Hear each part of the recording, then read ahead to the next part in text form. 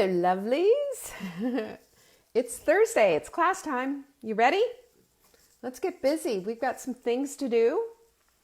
And I've got 10 things for you for mindset because mindset is so critical. And when I put it out on the, when I took the poll, this is what all of you wanted.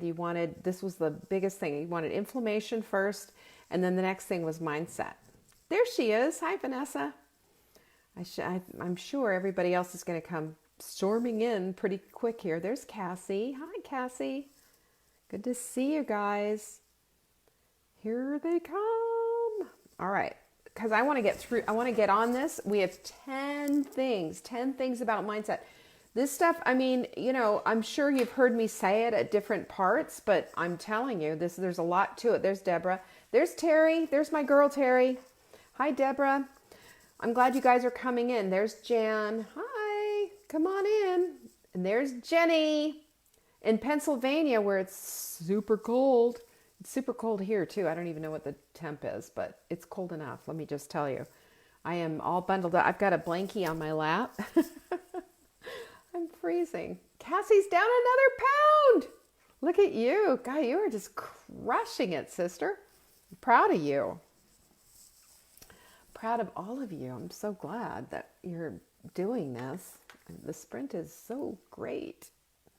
All right, let's go ahead and get started. There's Dawn, and I'm going to put your stuff, let's see, there it is. Is it that way or this way? Oh, come on, just do it. There it is. Sorry, guys. All right, this is just so that I can, because I'm so ADD, if I see all your comments coming, it's over. So I just need to get myself on it. Speaking of mindset. All right, so we are going to talk about mindset today because here is the thing that you need to understand beyond all of the things. And there's 10 things, like I said, 10 things. I do want you to write these down, and especially when I want you to come back, look at the notes, and I want you to get a highlighter pen and highlight the things that are speaking directly to you. I think this will hit all of us in certain different points.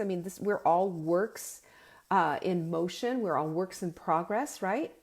Nobody has got this stuff down, including me.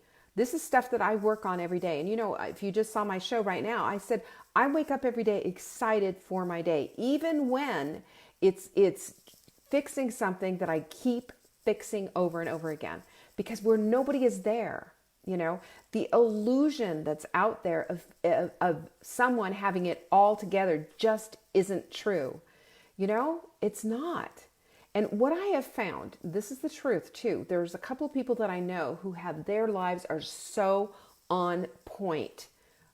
Pretty much they've got it. But you know what happens? You know what I have found? Because I've worked with a few of these people. They lack empathy. They lack it's all about their self-awareness and not about anybody else's.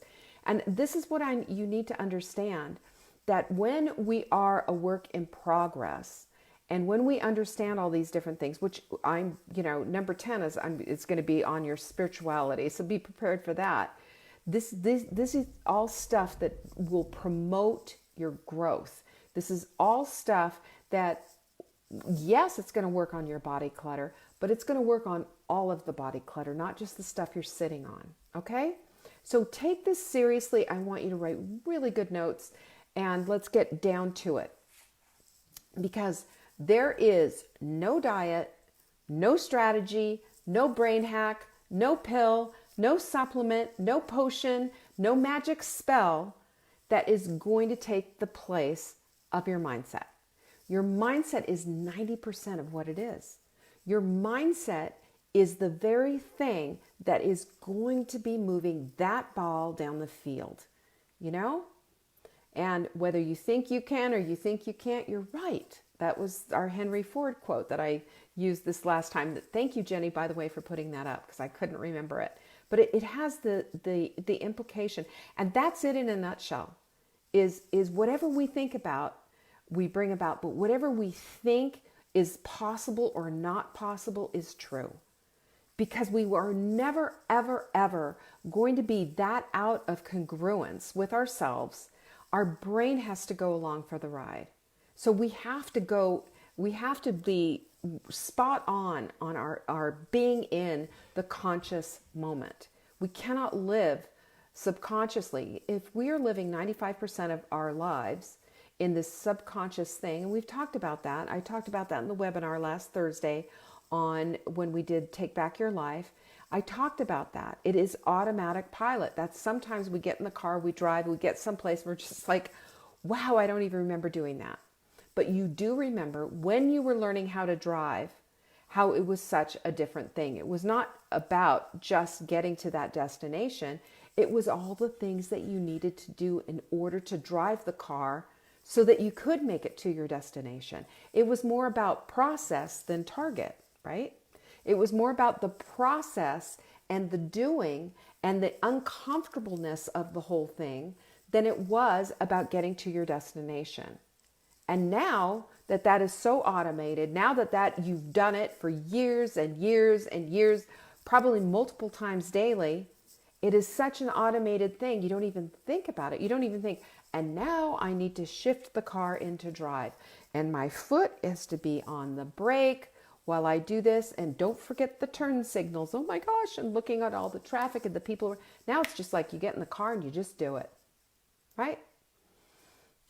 There's a good part to that and there's a bad part to that, right? Well, the bad part is that we also get arrogant in that automation. And we see this with drivers. We see this with drivers who think that they can text and drive at the same time, and then they end up in a big accident.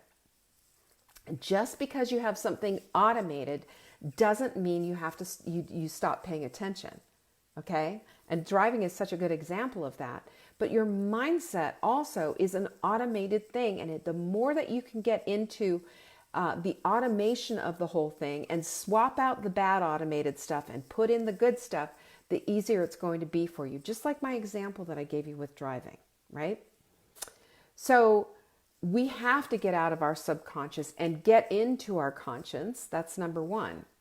We have to get out of our subconscious and get into our conscious. The more things that we can make relative and available and in the frontal cortex of our brain and less automated, the more we're going to be, the more we're going to be able to see our way to create a path that either is going to further substantially support what it is that we're trying to do, if it's a good habit, something we want to keep in there, or the more we're going to see, you know what, that's just not working for me anymore.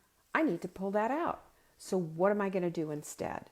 And this is where we pull out all of the good stuff. This is where we start pulling out the tools so that we can start figuring out, like, how do I going to do this? We'll talk about that in a minute. But, our tools, you guys have all the tools, right? You have all the tools that you possibly can need. All of the tools. And if you need to go even a step further, and if you need to go into bigger, deeper coaching and accountability, we even have a tool for that, and you can do that. And I will do that with you. But the point that you have to look at is what is working, what isn't working, what is automated, what isn't automated, what would you like to have automated, what are the things in our automatic pilot that just aren't working anymore, and do that. Use the time block sheet if you need to. The time block sheet you can get, and that just takes an assessment of how you're spending your time, because that's going to tell you exactly what your priorities are. You will know what your priorities are when you take a look at that timesheet and you see where your time is being spent. And I'm telling you, without an honest assessment of how your time is being spent, you cannot figure out where to plug in the holes. You can't figure out, how can I do this? How can I do this instead? Or where am I spending all this time? Because very often, and this is just, this is all of us, we all have struggled with this. And I will tell you, I've taken Candy Crush off my phone twice. And I had another game that my daughter told me about that I was playing for a while. And I just thought, this is ridiculous how much time I'm spending on this. I did an honest assessment of it. And I found myself it's a mind-numbing pleasure to sit there and just numb out and play that dumb game. And I would rationalize, Why it was okay for me to do. Well, I work hard. I own my own business, and there's a lot of stress on me, and I do all of these things, and I eat right, and I do these things, and I blah blah blah blah blah. And then when I added up the time that I spent on it, I couldn't justify that. I couldn't justify. If I want to have the kind of life that I want to have, if the level of my life is going to be what I want it to be, I cannot justify this anymore. And so I took that stuff off my phone. My phone now is a tool. It is not a distraction. It is a tool. I very rarely do social media on my phone. Rarely. I do it on my laptop. And the reason I do it on my laptop is I don't want to get sucked down to my phone. And it's interesting. You get these phone reports back that say, you've spent 13% less time on your phone than you did last week. Good, But I do my videos off the phone, but I don't check Facebook on my phone. I check Instagram occasionally on my phone, but I'm not on Instagram. I'm on Facebook because my people are on Facebook. So maybe there's a few, and I get people following me, every day or whatever, and I get notifications, so I'll go and check it out. But it's like, why do I want to learn something new like this? And it's not that I'm against learning anything new. It's that I'm against spending any more time on something that is not going to be building toward the goals that I have in my life. And I'm sorry, but social media is not one of my big goals. Learning and being like the best at social media is not part of my big goals. You know what my big goal is? My big goal is my message. My big goal is, how can I live a better life? How can I bring as many people as I need to into this whole arena of things that I do know about, to make their lives better too. And you know what? We're having a little success with that, and I'm pleased about it. And that's the place that I need to spend my time. My book, I need to spend my time on that. My courses, I need to spend my time on that. My message, to make sure that the message is clear and that we can bring as many people, that's where I need to spend my time. I don't have to worry about that other stuff. There's always 100% always going to be people who are always going to know way more than you. There's always going to be a whole lot of noise out there. And you just have to listen for the thing that rings true for you. And that's your clarion call. That's where you need to spend your time. But it will never, ever, you will never get oh yeah, I understand. Just go, numb yourself out and, go drink heavily, or go numb yourself out and go down the social media slide and spend 3 hours a day on that. You're never going to hear that from me, because I know that every single one of us has way more to offer this life, and way more to offer the people that are in our lives, than just to be this social media, wasting time and just clicking on everything and going out and trolling people who don't agree with you politically, religiously, food-wise, or whatever. You have more to offer than that. There's nothing that's going to construct the life that you want to lead by doing stuff that wastes your time. So can we agree on that? Time wasting is a waste. And if our days are numbered, and if God knows the very hairs on our head, and so much so that he knows that if I pulled this hair out, that's hair number 459 that's going to go out to the wayside, that's how well he knows us, then we need to honor everything that he has given us, from the hairs on our head to the time that he's given. It is a joy and a privilege to be able to share in this life and to be able to be given this life. And that is how we need to treat it, with the utmost of respect and with everything that we have within our hearts. We can agree on that. So we have to get out of that's number one, get out of our subconscious and get into our conscious, and determine the things that we want to automate and make easy, just like we did with the driving example, and the things that are automated now that absolutely just need to go. Now, one of the things that a lot of us do, and I do this too with, Mark, most nights, is just, I'm really looking forward to after dinner, just sitting down and maybe having a little Netflix time or whatever. But it's not every single night. It's most nights, but it's not every single night.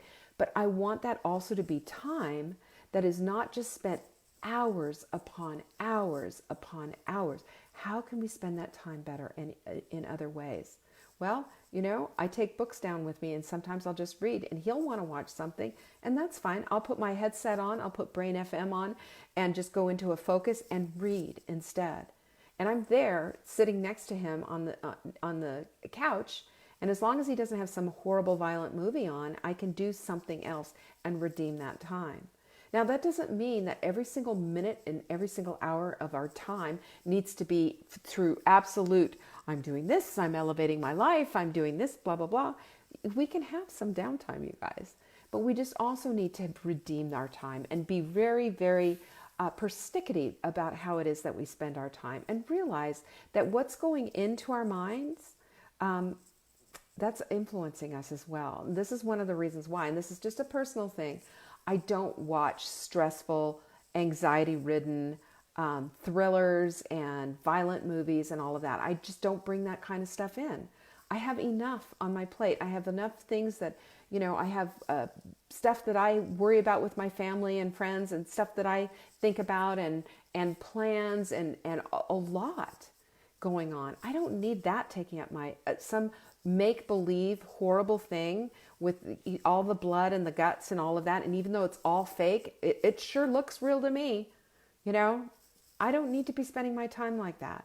And you need to make a very sharp decision in your lives about how you want to spend your time, because that is part of this whole equation here.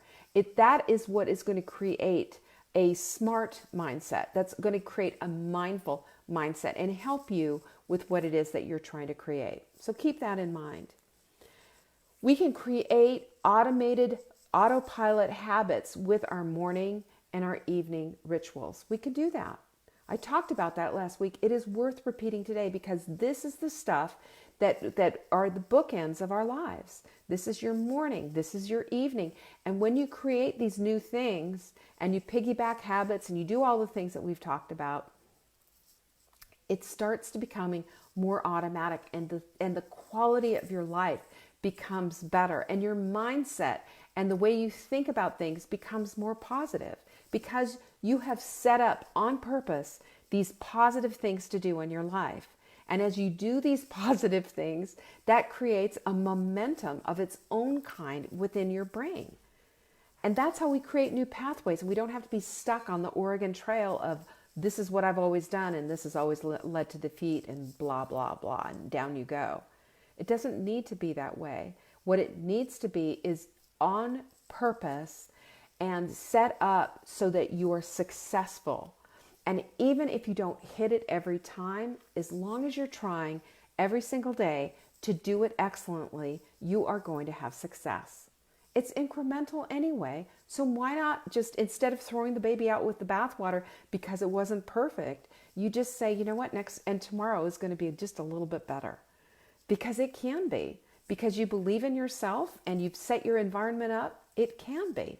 That's part of the whole mindset piece, is to stop believe the lies that we all believe about ourselves, that we're so limited, we just can't, or our parents always said no, you could not, or a teacher said something, or whatever. That's all in the past. Let's look forward. And let's start believing the truth and the powers that we have inside of us to bring into fruition the lives that we truly want to lead. Because it's not just about the body clutter that we're sitting on, it's about the body clutter between our ears. That's why we're talking about mindset. And you need to get this. This is going to be the tough one for a bunch of you, I know. You need to be okay with being uncomfortable. Because it is not easy to learn this stuff. But remember, when you learn to drive a car, most of us were like this. I know I was. I was so anxious for this. What did driving a car mean? Driving a car meant freedom. It meant you got to pick up, a set of keys, put it in the ignition, and drive away and not being under parental control all the time. It meant a new set of eyes to see the world with. It meant freedom. But it was also super uncomfortable, and you were nervous and you were scared and everything was new. But after a while, you learned how to do it. And unless you got a little arrogant with it, which I did, right when I thought I was so cool and could do everything, 3 months into having my license, I plowed into the back of a car because I was arrogant. Somebody drove by and went, Leanne. And I looked over and then looked in front. And what happened? There was a guy stopped right in front of me and boom, slammed right into him. I was on my way to ballet. My sister was in the car. And, we just had lap belts because it was back then. We just had lap belts. There was none of this over the thing. And I banged my head and had a big bruise, and she banged her head on the thing too. We were fine. We both had big bumps, but I totaled my car because I was arrogant. And arrogance isn't just in you think you're all that. Arrogance is also in the you think you have it. When what you have, this new success, this new confidence, this new ability to do something, just means that you've figured out your path. It doesn't mean that you've got it down. And the minute that we are arrogant is the minute that we get back onto the carousel of crazy and start doing the same old things that we knew. We go back down to that Oregon Trail in our heads and start playing with fire again and start doing things that we know better than to do. We've all done it. I have. I've gained and lost over 100 pounds, I don't know if I haven't gained back 100 pounds, but I have gained 100 pounds and I've lost 100 pounds, close to 100 pounds anyway. So, I know what that's like. Why is it we keep doing these things? And the reason that we keep doing these things is because we play fast and loose with our mindset. I really believe that's at the forefront of it. And if you take a look at each one of us have a history. Each one of us have a history that it's this guru, it's this weight loss method, it's this particular thing, it's this supplement, it's this book. It's not. It's not. We can get all nerdy, and I do that and figure out let's get into this more of a keto type of a thing and be fat burners instead of being sugar burners. That works. We figured that part out. We also figured out the inflammation part of it, and we added that into it. We also figured out the movement part. We've added that stuff into it. The hydration, the supplements, everything that I tell you about has been dialed in, has been carefully considered, has been brought in because of the science that backs it. But, I will say this over and over again, until you get your mindset straight on what it is that you believe about yourself, what it is that you believe you can achieve, and what the things that you need to drop and the things that you need to add in, until that part has been created for you, this is just going to be another program. This is going to be just another blip on your radar. It can't save you. The only person that can save you is you. I can't do it for you. I can coach you. I can get into your head. I can tell you these are the things that you need to do, but I can't do them for you. I can't go buy your groceries. I can't get into your head and say, no, stop listening to what this guy is saying. Start listening to this instead. What I can do is guide you down that path, but you've got to take that ball. You're the one playing in this game, not me. This is your game. And when you understand it and take full responsibility for it, that includes your mindset. It's not just about what you're doing. It's not just about making the perfect bone broth. It's not. If it was, we'd all be thin and we'd never have another struggle again in our lives, would we? It's not about finding that perfect program. It's about getting our mind around it. So number one is get out of your subconscious and get into your conscious, because 95% of us live on autopilot. Number two is to create new autopilot habits with your morning and evening rituals. Look at it, examine them, and figure out the ones that need to stay there and the ones that need to go. And if you need to, use the time block sheet to find out where your time is going, because we all have the same 24 hours a day. Saying, I don't have time, is lying to yourself. And remember that and underline it if you need to. And make sure that this is something that you take out of your vocabulary. I don't have time. Your brain is going to say, okay, let's make sure you don't have time. How can I occupy you so that you don't have time? So that I can make sure that that statement stays true. And if you're saying I don't have time several times in a day, you're doubling down on it. You're going the Oregon Trail situation and creating that path. And stop it right now, because you do have time. You have time to take care of yourself. You have time to create the rituals that you need to in your life. And you have time to create the mindset that you need to carry you through and get you all the way to your goal. You have it. We all do. And so let's just make sure, let's just put a line in that one right now. Put a pin in it and just drop it off. This is something that you need to do. And you have the time to do it. So be uncomfortable with it. It's okay to be uncomfortable, but be uncomfortable with it and understand that as you do this, the comfort level is going to shift and change. Listen to me for a minute. Your brain doesn't like uncomfortableness. This is why we go back to the Oregon Trail in your brain. It doesn't like to be uncomfortable. It wants a known quantity. It wants and this is the pushback that you get from yourself. It's your brain. Your brain is an amazing operating system, but it also enjoys the comfort of knowing what to expect. It knows to expect that when you say, "Oh, this is hard," and when you whine, it knows, okay, set up the circumstances. Let's make sure that she's uncomfortable and that she doesn't like it and that it's hard and she doesn't want to do it. And let's just give her that. We know how to do that. We've done this. This is an automated thing. We've done this. And you don't have to do that anymore. You just need to simply say and understand and know that your brain is going to go back to the place of comfort every single time. This is why we go back to those foods that we know as we are putting them into our mouths. And Willow Dean posted about the Krispy Kremes.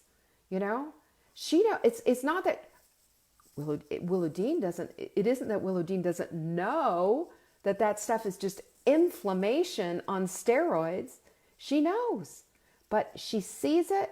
She has a memory of it. She knows the deliciousness of it for the moment in any way, that momentary yum moment that we all have. But she also knows what the impact is, right? She knows that the consequences are. And she wants to stay brave because for the moment, that bravery and that courage and that gumption and that decision-making muscle, that's what needs to come into play. So she puts a post on it, which is fantastic. And it wasn't putting a post on it just saying, "Oh, I'm so weak, I can't do this, blah, blah, blah." No, it's just like, "Oh no, my nemesis, here it is." You know, we can call out our enemies. But we also need to call out our heroes. And our heroes are us, gals. We are the hero factor. We are. Because we're the ones who make the decisions. We're the ones steering the car, literally, past the Krispy Kreme. We're the ones doing that. And it's our mindset that's doing it, right? It's our minds that are making that decision. Just think about it. Every time you flex that decision muscle for yourself is every single time that you get that muscle built. And the stronger that you are and the stronger that you can go, the stronger you're going to be able to at one day where it's just not even going to bother you. Somebody's going to land a whole box of Krispy Kremes right there in front of you and you're going to go, "Nah, not even. No, it's just a thing. It's just a box of donuts. Who cares?" That happens as we build that muscle. So we need to also bring in the tools. Bring in the tools. What are the tools that we have in order to make things different? What are the mindset tools that we can use to create that positive mindset? Well, you've got your Take Back Your Life journal. And, I'm not going to debate you on, whether or not you want to open it now or whatever. All I want to say to you is PDFs and pencils are like God's gift, right? We can write those things out as many times as we want to. You can print those out and just keep playing with them. Just keep seeing, how does this feel? How am I going to do this? Does this work for the next 90 days? and mess around with it as much as you need to. Copy it off like 18 times if you need to do it, but just keep working on it. Not to the place of perfection, but to the place of excellence, to the place of where there's the comfort level, even though it might be a little bit uncomfortable because you're changing things up. But the comfort level is, yeah, I can see myself doing that. Yeah, I see how this is going to work. I see all the tools that I'm going to have in place so that I can do these things and make these things all happen. That's all. And one of the tools that I use, and I invite you, you can do this for free, is you can go to youtube.com and even, plug in your phone, use your headphones, and go to do binaural beats. And that's spelled BINERAL, binaural beats, for concentration, for focus, for whatever. And I go to YouTube and I'll put binaural beats, focus, no ads, and then I get it, and then I just go for it. I have Brain FM on my phone as well. I use that app for meditation. I use meditation in the tub today. I'll do meditation in the tub. I'll do meditation in the bed. I just have to do meditation. That's part of my thing. That's part of a commitment that I have to myself. I'm going to talk about that. That's number 10. But that is a known quantity. This is something that I need to do. Sometimes it shifts on the way that I do it, but it gets done. Every single day, it gets done. It is part of my morning ritual. It is an important part of it, and it's part of also my 90-day goals. Funny how that all works in, right? But with that mindset of being a little bit flexible, and we talked about that last week. Remember? Expect everything, but expect nothing. Like, plan for everything, but hold that goal loosely in your hand, because sometimes it shows up a little differently than you expected. Maybe it's a little slower getting there, or maybe, you think you want to go for a size 6 jeans and suddenly you're in a 4, whatever. We have to hold things loosely with our hands. Our expectations need to be that we expect to get better. And sometimes that's enough. But we also need to and that's a daily thing, but we also need to be very concrete with those goals. And that's why we had the goal workshop. And if you need to do it over again, or even the webinar that I did with the slides, or you want the slides or whatever, just do it. But this is your life we're talking about. And we're setting up 2020 to be like the most biggest gangbustery 2020 ever. These are some of the ways that we do it. And it's your mindset. Your mindset is the thing that's going to move that ball down the field. The mindset is the piece that is missing if you're just simply working on strategy and diet. That's not enough. It'll never be enough. If you can't put your head into it, you're not going to succeed on it. Your head place and your head space is just as important as all these other factors. It's just as important as setting up your pantry for success and your fridge for success and planning all of these things. Just as important. That's why we're talking about them. So if you can listen to binaural beats, that has scientifically been shown to stimulate both sides of your brain. Remember we talked about that last week in the workshop? That's it. When that's how we connect both sides of the brain, and that's part of our subconscious knowing. And when we can know, we can do. And when we can feel better about it, we can see that connection, and we can be in the moment instead of just automatically going through the motions, things start to really, really shift. Binaural beats is a tool that will help you. All the tools help you. Your I am statements are tools that can help you. Your journaling every single day is a tool that can help you. Keeping a food journal is a tool that can help you. When you have these things set up as habits, they clear the decks and set your mind for success. These are tools.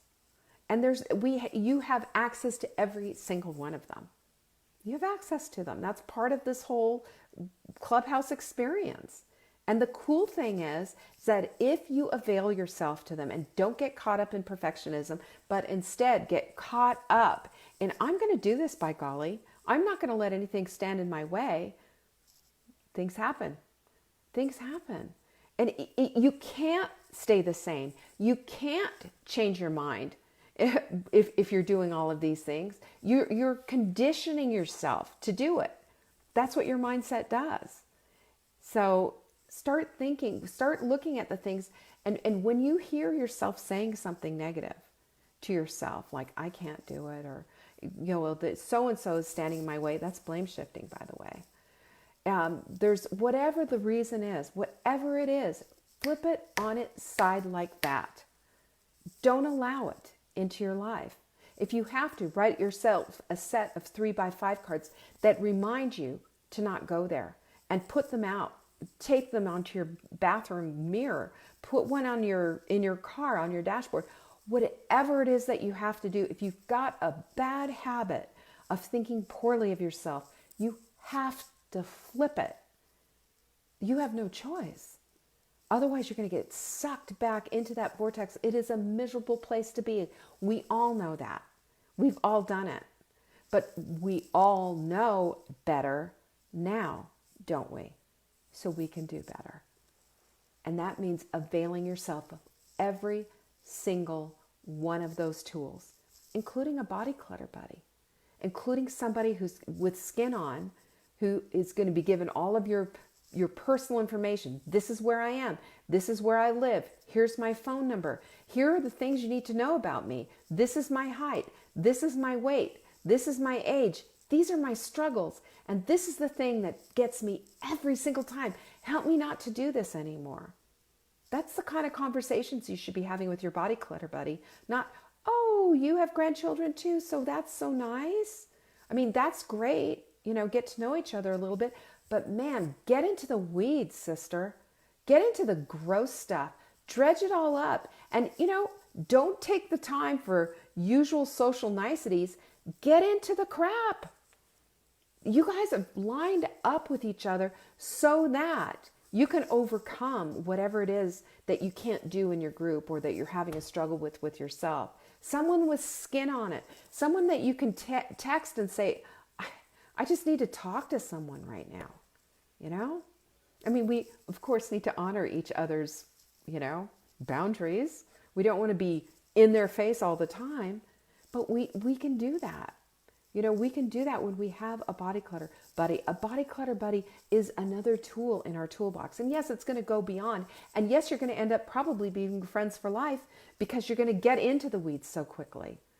But it is something that if you haven't done, then you're missing out.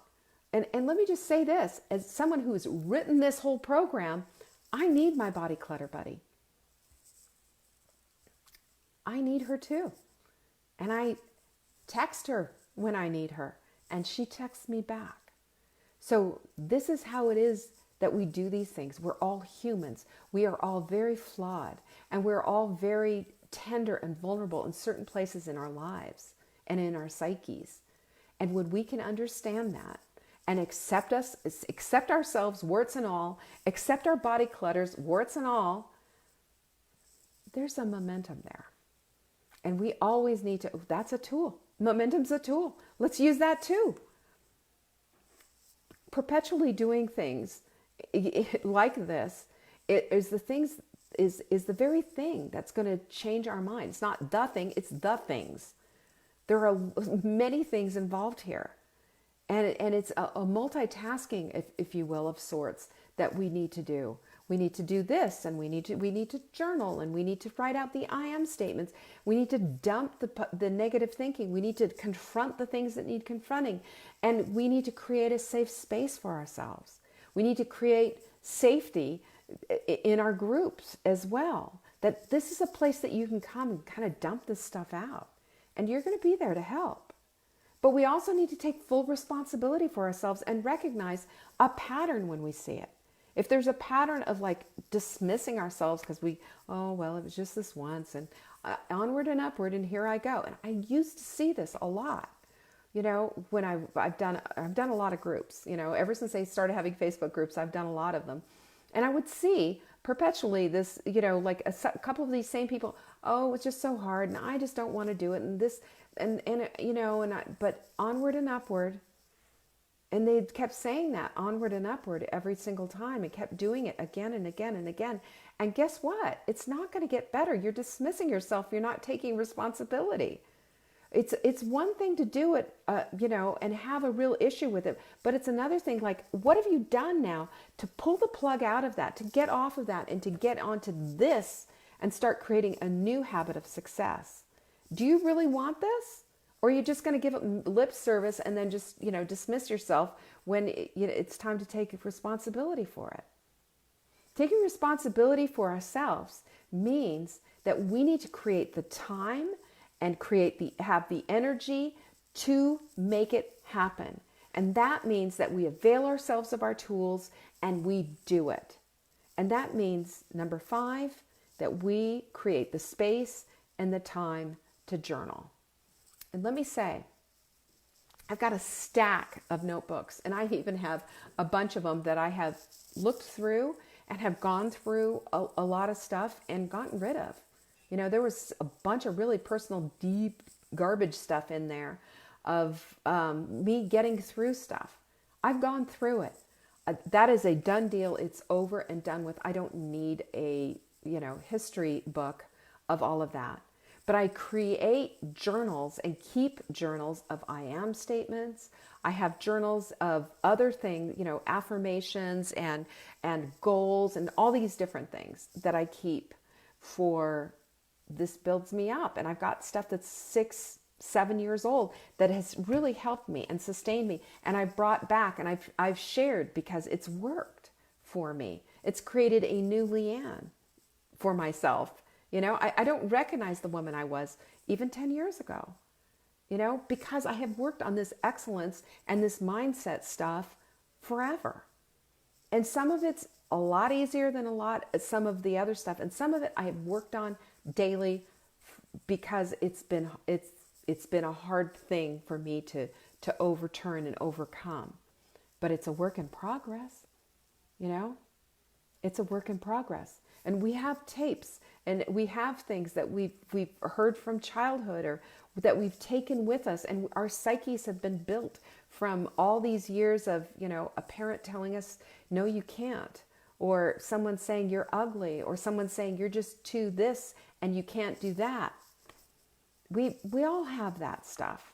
And I'm not here to diminish it, but I'm here to say that it doesn't have to define who you are today. And that's why we pull out this power that we have, our own personal power, and we create a new mindset. We can create a new script for ourselves and get rid of the one that we no longer want. This is why some of the journals that I had, I am telling you, I literally burned, because I don't want anybody digging this stuff up and saying, well, Leanne, you said all this stuff. I got over that and I'm done with that.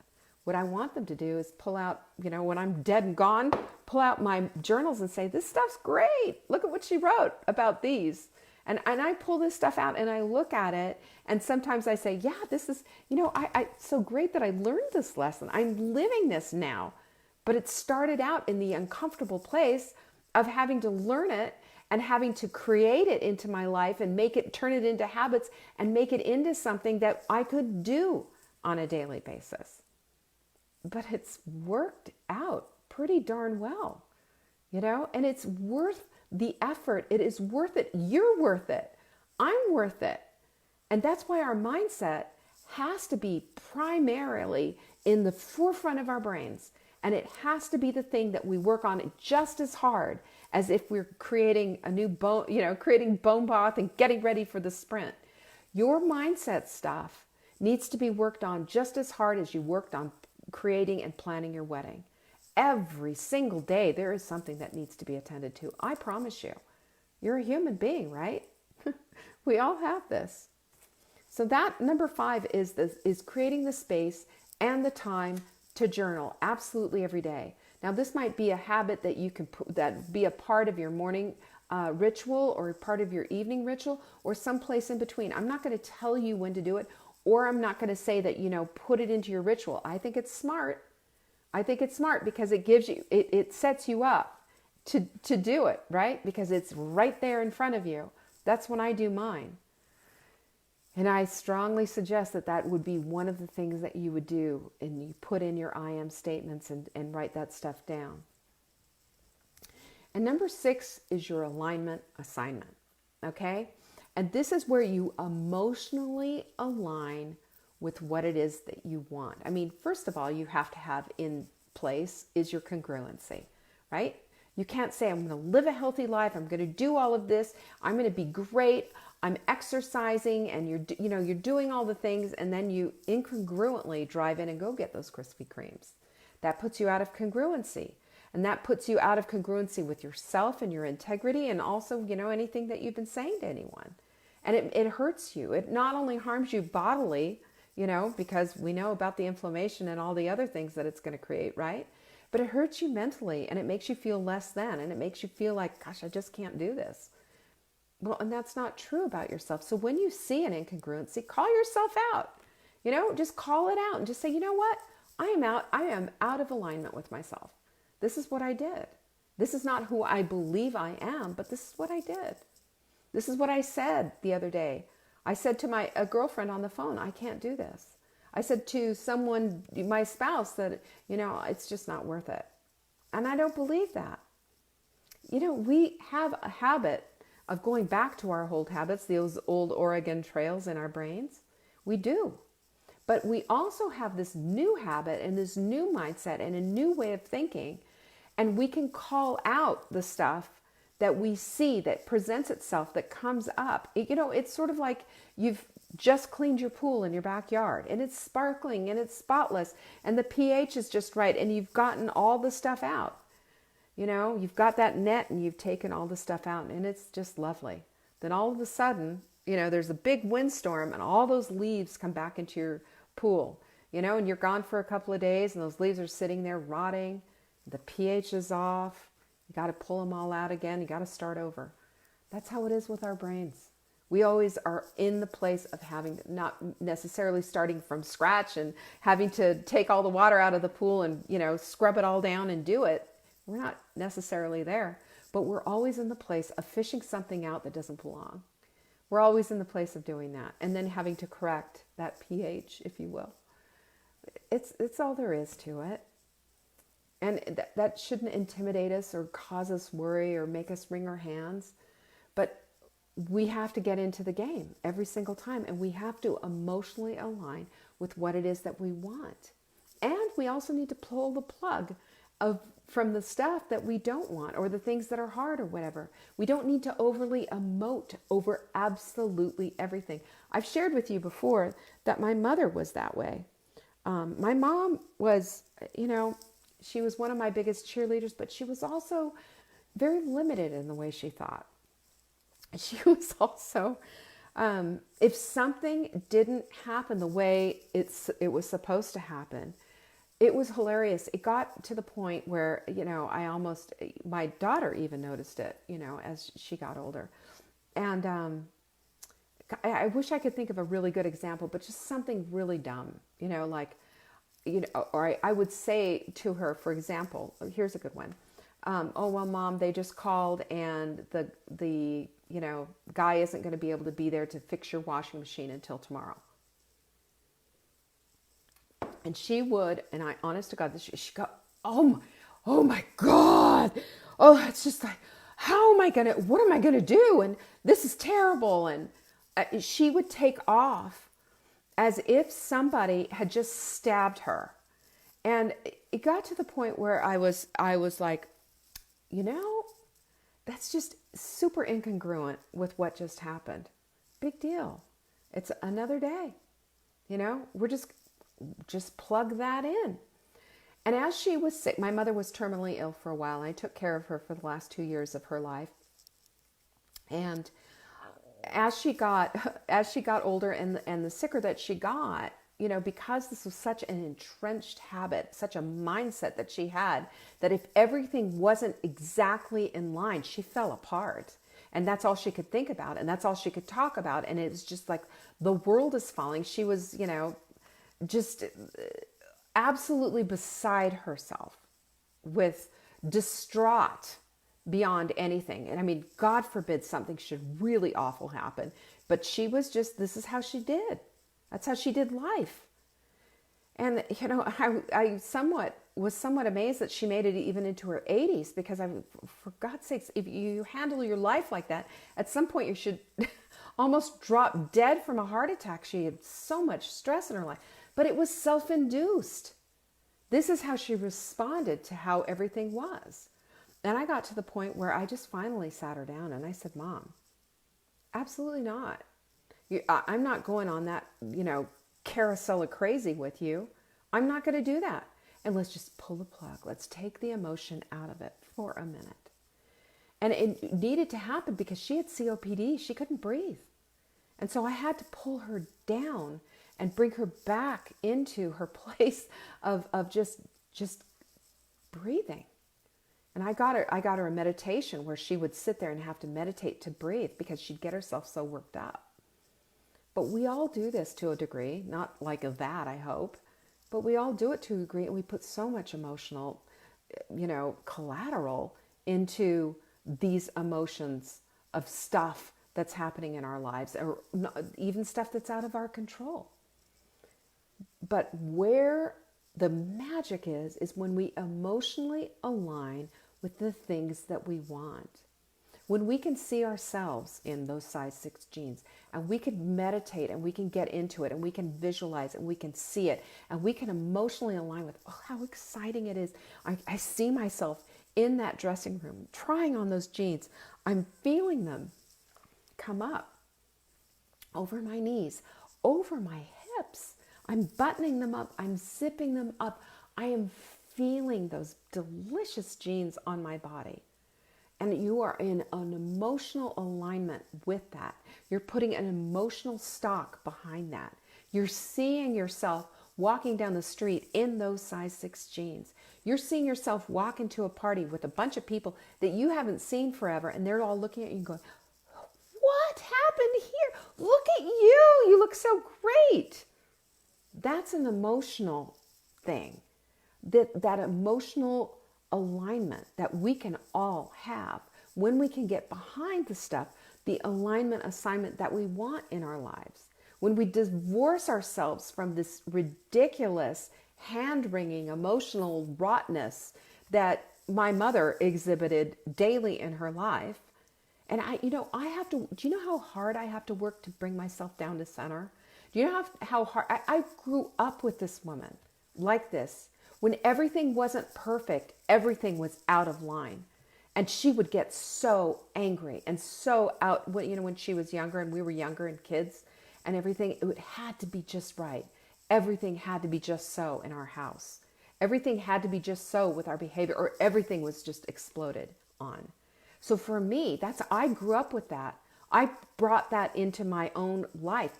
I started doing that myself. That's what we learn from. We're little humans with training wheels learning from our parents how to be.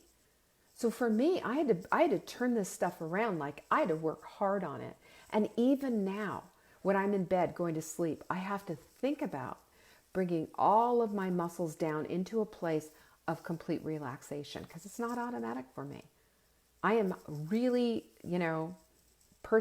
A-type personality or type A personality, whatever it is. I am that way, and I'm wound tight, but I have to work hard, really hard, and to bring it into my mind, into the front of my mind, on to be not that. And it's a lot of work. But one of the things, one of the biggest tools for me is to take all of that whatever and emotionally align with my alignment assignment, and to see myself doing certain things, and to see certain things happening in my life, and to see myself in a certain way. And it happens. It happens. Your mind wants to take you there anyway, right? So that's a huge one. And that for you is number 6. And number 7 is this. And I love this one. Predictability creates stability. This is how we do things, and why we do things, and why we're using the Take Back Your Life journal. The Take Back Your Life journal creates a brand new stability for you, because it creates a new stability. This stability is, again, your mind really likes that. Your brain is on fire for that and wants it all the time. So creating these new Oregon trails in your brain is creating a stability and a predictability that your brain is going to go toward and is going to cooperate with you the more you do it. So that's why this predictability is so important. So the stuff that's not working, get rid of it. The stuff that is going to work, start using your pencil, your PDFs, and work hard on creating something that, yeah, I can see myself doing that. Yes, I'm excited about doing this. And yes, put your emotional stock into those things, into those visions of how you see yourself. See yourself sitting in the chair you're sitting in right now, and see yourself smaller. See yourself calling a friend and saying, yeah, let's get together. See yourself getting on a ride and going with a grandchild or a child on a ride that you could have never considered this year. See yourself doing things you haven't done before. I just did, I guess it was in October, I was in Mexico, and maybe it was September, I don't know. It was July, sorry. But it was zip lining. I was like, yeah, hey, I'm down for it. Let's zip line. And I saw myself, before I did it, I got myself into the emotional and mental place that I needed to be. And I saw myself ziplining without the fear of heights, have that, without the fear of this, that, and the other. And I just did it.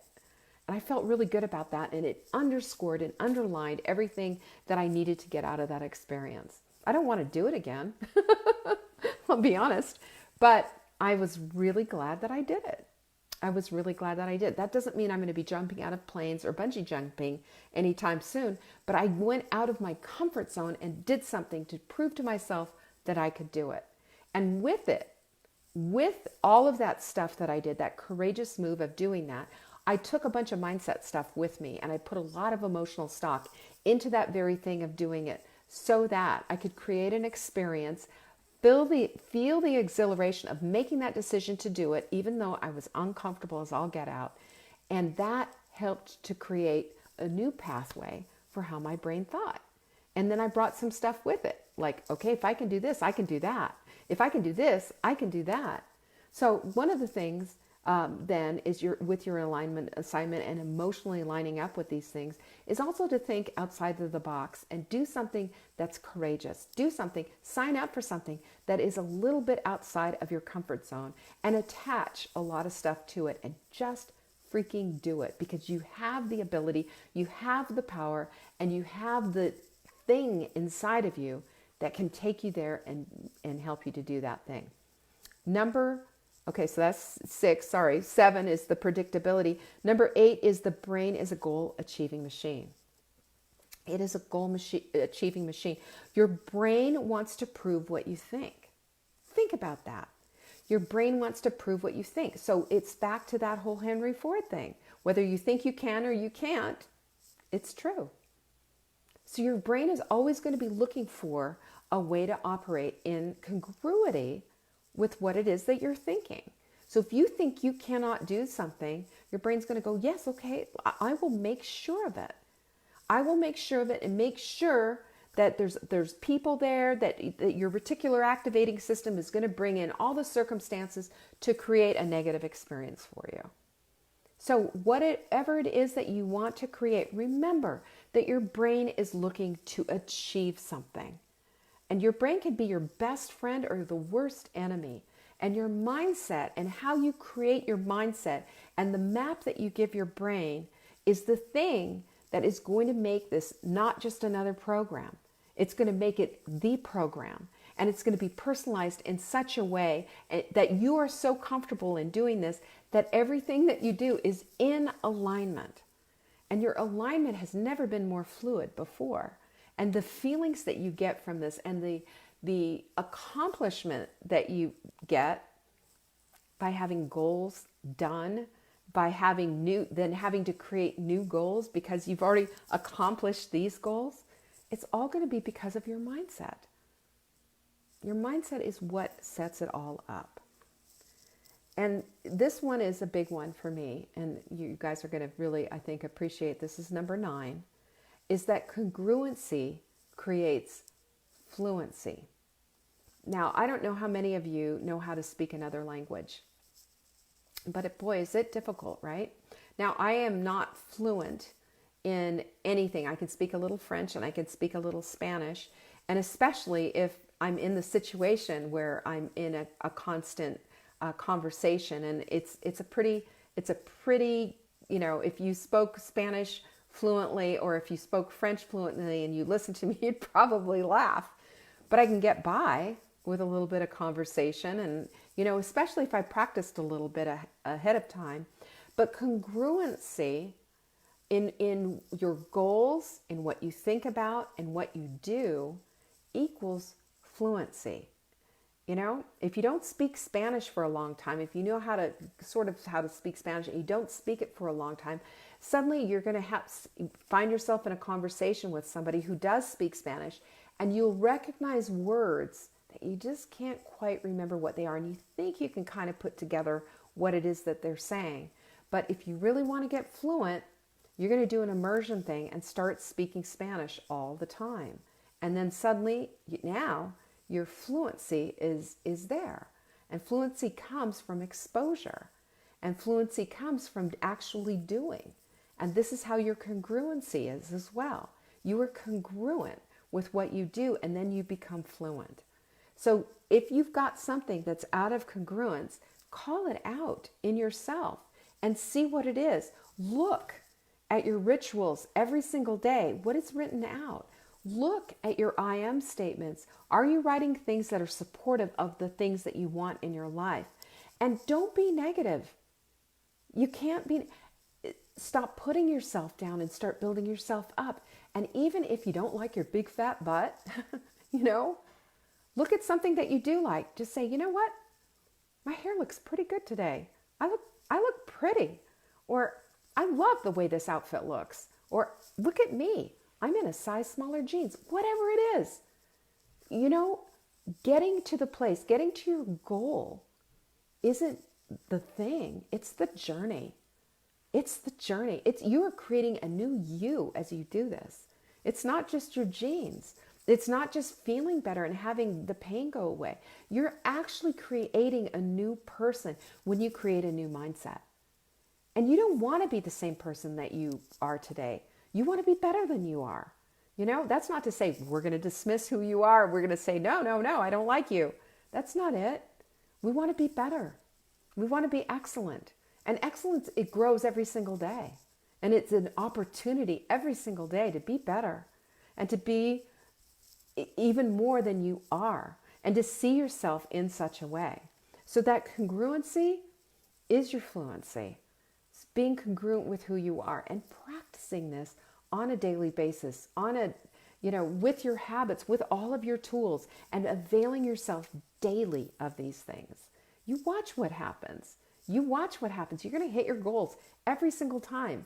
Or, it's going to show up differently. Like I shared with you, my big goal, I had a money goal of being able to support my family. And I thought it was going to be one way, and it turned out to be something completely different and so much better and so much more suited to me, right? Because I thought my whole goal, I thought I was going to be, I was going to get more freelance jobs, and I was going to be freelance writer and doing all the big magazines and everything like that. And it didn't turn out that way. It turned out I had a business instead. Saving Dinner was born. And, it's what a blessing that's been for me. It's supported my family for 19 years. I've been able to hire employees and people to work for Saving Dinner. It's blessed other people as well. And it's blessed people who've used the system, and it works. So think in those terms. Think in big pictures of, how does this affect me? How does this congruency just start to change my world in a way that I want? And just watch what happens. Because that's why I say your expectations are important, but hold them with a loose hand. Because you never know. It might change shape, and it might even be better than what you thought. It happened to me. And the last thing is create your center. And we are spiritual beings living in human form. But first and foremost, we are spiritual beings. And how you do your spiritual stuff and how I do mine is a personal relationship that you have with your God and I have with mine. It's your own journey. But the spiritual side of who you are is just as important, and it's part of your journey. It's how you see the world. It's how you see others. It's how you choose to serve. It's how you choose to live your life. And, that's, again, that brings in the congruency aspect of things, doesn't it? We have to be congruent. But we are, we mold our minds when we meditate. We mold our minds, and we get we get to the place of center and understanding that inside of us, inside of this body, this fleshy body that we have, is a beautiful soul created to walk in these bodies, created to have the life that we have. And we can be of influence in our lives. We have little influence centers in all of our lives. We are all that. And I want for you to see that. And you can't do that unless you are centered within yourself. And you are centered and understand that spiritual part of you. And I'm not saying that means you need to Bible study and meditate and pray and do this every day for at least 20 minutes, and so that you can. There is no prescription for what that means. But there is an understanding that needs to be understood. Because centering yourself with this meditation process and bringing it down into the center of who you are, it takes you out of your to-do list. It takes you out of all the things that you're doing that day and being for other people, and allows you to just be you with your God.